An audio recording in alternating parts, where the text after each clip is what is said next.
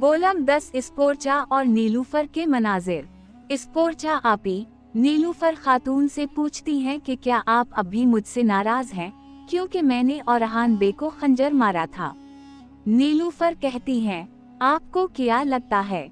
स्पोर्चा आपी कहती हैं, यकीनन आप नाराज हैं, अगर मैं आपकी मेहमान ना होती तो। नीलूफर खातून फौरन कहती हैं, तो मैं एक लम्हा भी ना सोचती और आपको मार देती। स्पोर्चा आपी कहती हैं, यानी मुझे आपसे डरना चाहिए, है ना? मैसनी खातून चोरी छपी नजरों से उन दोनों को देखती रहती हैं। नीलूफर खातून कहती हैं, आपको उस औरत से डरना चाहिए जो आशिक हो। स्पोर्चा आपी कहती हैं, इश्क कमजोरी की अलामत है नीलूफर। आपने अपने इश्क की खातिर खुद को भला दिया है। अपनी हालत तो देखें, आप भूल गई हैं कि आप कौन हैं। नीलूफर खातून कहती हैं, आप इश्क को कमजोरी समझती हैं, इसका मतलब है कि आपने कभी मोहब्बत नहीं की। स्पोर्चा आपी कहती हैं, मैं एक शहजादी हूँ और मेरे पास वो लोग हैं जिनकी मुझे हिफाजत करनी है। इश्क कमजोर लोगों के लिए होता है। नीलूफर खातून कहती हैं, आप अपने लोगों के पीछे छप रही हैं शहजादी, और मैं इस कबीले की खातून अव्वल हूँ।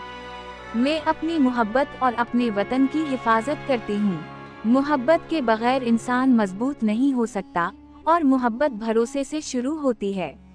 स्पोर्चा आपी खामोशी से नीलूफर की बातें सुनती हैं, मगर यूं लगता है कि ये बातें उनके दिल को छू रही हैं। नीलूफर खातून मजीद कहती हैं, और जाहिर है कि आपकी जिंदगी में कोई ऐसा शख्स नहीं आया जिस पर आप भरोसा कर सकें। स्पोर्चा आपी कहती हैं, मैंने बाज़ंतीनी महल्लात में किसी पर भरोसा करना नहीं सीखा, बल्कि अपने पैरों पर अकेले खड़ा रहना सीखा है। मुझे किसी की जरूरत नहीं। ये कहकर वो वहाँ से चली जाती हैं। मुझे ऐसा लगता है कि स्पोर्चा आपी की शादी औरहान बे से हो जाएगी और वो मुसलमान भी हो जाएंगी। आपका क्या ख्याल है?